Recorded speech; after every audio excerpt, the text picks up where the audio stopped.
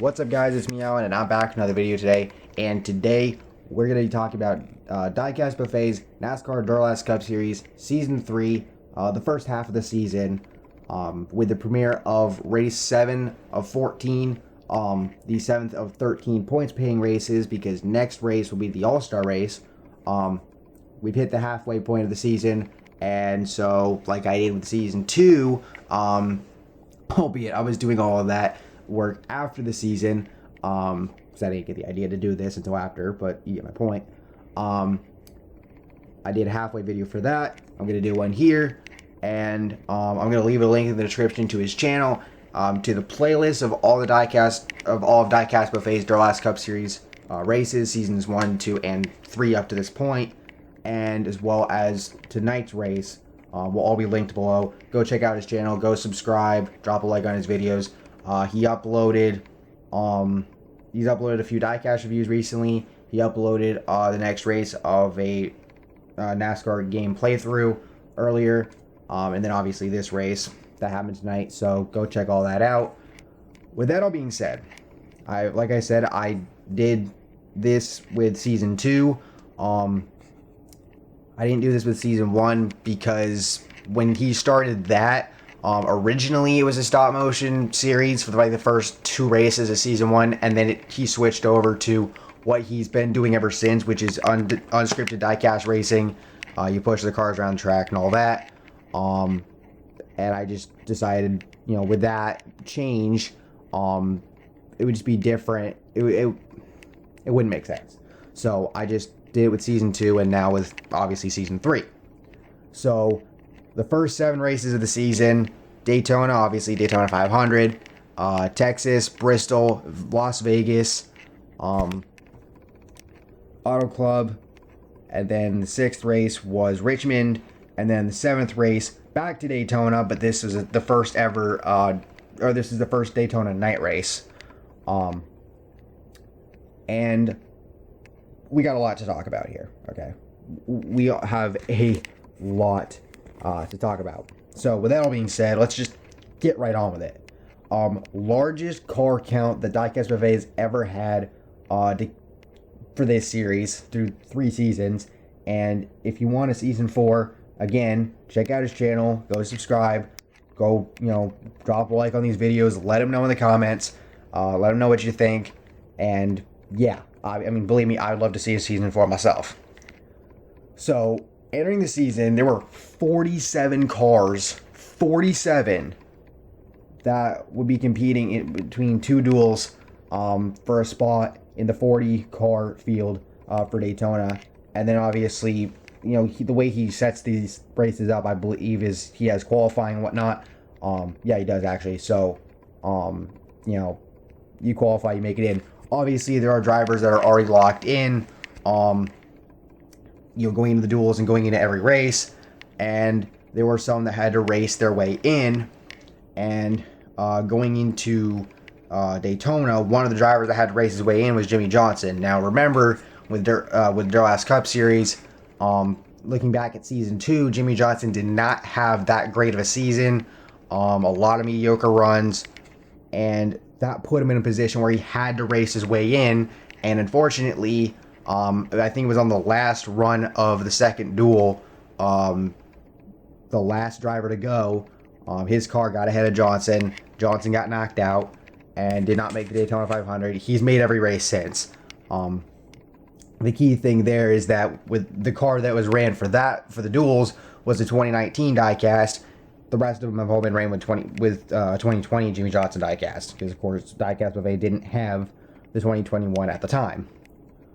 So, as far as the Daytona 500 went, Kurt Busch would get the W. Cole Custer came home 2nd, Chase Elliott 3rd, Austin Dillon 4th, Clint Boyer in 5th, John Hunter Nemechek 6th, Ross Chastain 7th, Darrell Wallace Jr. 8th, Reed Sorensen 9th, and Ricky Stenhouse Jr. in 10th.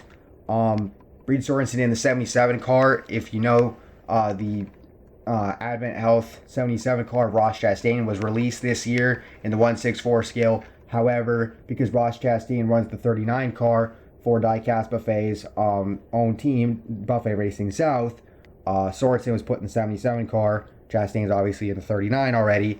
And Buffet Racing South was expanded to a 2-car team with the 82 of Harrison Burton, who won one of the dual races, and unfortunately was the only DNF'd in the 500. He was the only car to DNF, actually.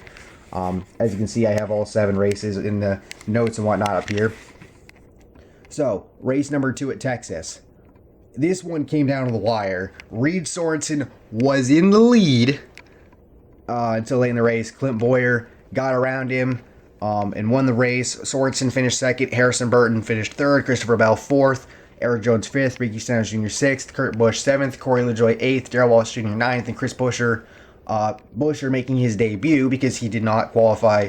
He didn't qualify for the Daytona 500 out of the duels. Buescher finishes 10th in his debut. We saw 1, 2, 3, 4, 5, 6, 7, 14 cars DNF in this race, including last season's champion, Alex Bowman, as well as a few other guys that were battling it out to the bitter end for the championship, and guys like Ryan Newman and Austin Dillon and William Byron. So, and John Hunter Nemechek, well, sort of. John Hunter Nemechek wasn't racing last season. David Reagan was in the 38, and David Reagan was contending for a title, or for the championship at the end of the year. John Hunter Nemechek was in, his ride to begin the season, before we got any John Hunter Nemechek diecast released. So, there's that as well. But anyway, so, yeah. And then, going to Bristol, only one car DNF'd, and that was your Daytona 500 winner, Kurt Busch.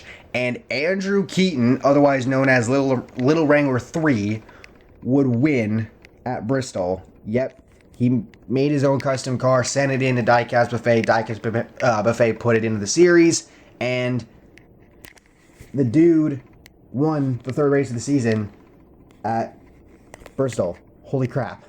Mike McDowell finished 2nd, William Byron 3rd, Clint Boyer 4th, Eric Jones 5th, Martin Truex Jr. 6th, Ryan Blaney 7th, Dominic Konareski 8th, Chase Briscoe 9th, and Ross Chastain 10th. Chase Briscoe would finish 8th in the next race at Las Vegas. But unfortunately, after that, what sucks for Briscoe is the 40 team got shut down. And he has not picked up another ride since. So because of that, he's obviously been on a free fall in the point standings. But he was, and again, when you look at my point standings, you would see that he's pretty high up. When you look at Diecastbuffets, he only has like a few points, from his top 10 finishing positions, and decisions are made and things happen, and Chip Ganassi Racing in this case just scaled back down to a 2-car team, because of course, if you remember, the 40 car was the car that Jamie McMurray ran at the Daytona 500 in his final Daytona 500 last year, I believe. So yeah, Martin Truex Jr. would get the victory at Las Vegas. Kevin Harvick 2nd, Dominic Konareski 3rd, Darrell Walsh Jr. 4th, Alex Bowman 5th, Reed Sorensen in 6th, Harrison Burton 7th, Chase Briscoe 8th, Corey LaJoie 9th, and Clint Boyer 10th. The funny thing is, though, with Reed Sorensen, he finishes 2nd at Texas and then fails to qualify for Bristol, and then makes it back for Vegas. Shut up, Watch. And then he fails to qualify for the next 2 races. It's mind-boggling how stuff like this happens. But yeah, so that happened. Race 5 at Auto Club, Martin Truex Jr. would be towards the front yet again, but this time it's his teammate Denny Hamlin getting the win, while MTJ came home 2nd, Ross Chastain 3rd, Dominic Konareski 4th, Kyle Busch 5th. So hey, you got 3 JGR guys in the top 5. Holy shit. Kevin Harvick 6th. Ryan Newman 7th, Brad Keselowski 8th, JJ Yeley in the 54 car in 9th, and Corey LaJoie 10th. Garrett Smithley in the 52 car was 11th. So some notable runs there. Daniel Suarez, Kurt Busch, and Chase Elliott DNF'd in this race. Timmy Hill made his debut in this race as well. We also saw 2 car changes during the season, other than Briscoe's Ford car getting shut down at one point. Ryan Truex's number 26, I believe it was Pizza Hut sponsored car, which was a custom. I believe Diecastbuffet said it was like the first custom he ever made, or whatever, something like that.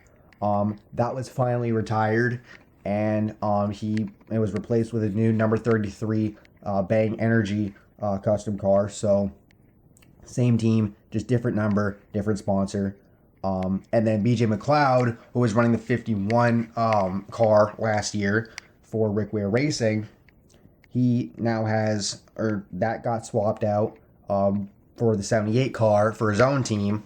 So that happened, which technically puts us at a total of 48 cars that have made at least one race this year. Technically still 47 because Briscoe, unless he gets another ride, is not competing. So there's that. But anyway, that happened. And then we get to Richmond. And let me tell you right now, this was crazy. So there were some wrecks in this one that happened. We ended up seeing like 8 guys get taken out, 8 or 9. But there was a late race wreck that involved Kevin Harvick, who at the time was the leader, and Martin Truex Jr., who I believe was near the front as well. And guess who was in second place? Jimmy Johnson. He assumed the lead. Nobody got around him, and Jimmy Johnson gets the win at Richmond. Holy shit. Like, I was freaking elated. Like, are you kidding me? Jimmy Johnson just won this race. Oh my god. His teammate William Byron came home second, Austin Dillon third, Ross Chastain fourth, Quinn Houff came home in fifth. Holy crap. Short track race, and speaking of the guy that, coined that moniker, Danny Hamlin came home 6th, Ryan Newman 7th, Dominic Konarewski 8th, Tyler Reddick 9th, and Alex Bowman 10th. Yeah. So it was actually at this point, Ross Chastain took over the points lead from Clint Bowyer. Bowyer basically held it pretty much since the second race at Texas when he won, when he assumed the lead over Kurt Busch, and it held it up to this point. And then we get into the 7th race of the season at Daytona. Now, throughout the year, with DNFs and, some guys finishing well and some guys not, there were a lot of point shakeups.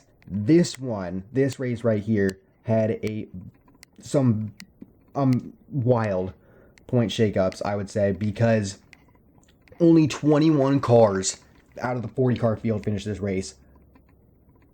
Wow.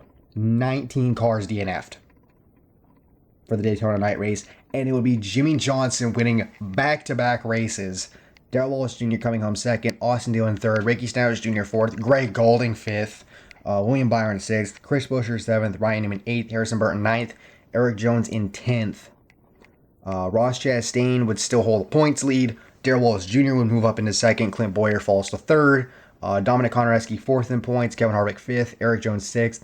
Alex Bowman, Austin Dillon tied for 7th. Danny Hamlin 9th. And Martin Truex Jr. 10th in terms of the point standings. And, I mean, of the 19 cars that DNF, you got names like Eric Almirola, John Hunter Nemechek, Clint Bowyer, Joey Logano, Cole Custer, Ryan Blaney, Denny Hamlin, Andrew Keaton, Kurt Busch, Kyle Busch, Matthew Benedetto, Chase Elliott, Martin Truex Jr., and the pole sitter, Matt Kenseth. As well as Ty Dillon, who made his debut in the recently released Geico number 13 car that was released in Authentics recently, replacing the 2018 version of that car, which up to this race was the oldest car in the field in terms of production year. What a season thus far. And I cannot wait to see what the rest of the season is going to entail. I cannot wait for, to hopefully see a season 4. And if you want to see a season 4, go drop a like on his videos, go subscribe, let him know I sent you. And Let them know what you think, and let them know that you want to see a Season 4 of the NASCAR Duralast Cup Series. And with that all being said, thank you all for watching. Hope you all enjoyed. If you did, please drop a like and subscribe on this video as well. And I will see you all in the next video. Peace.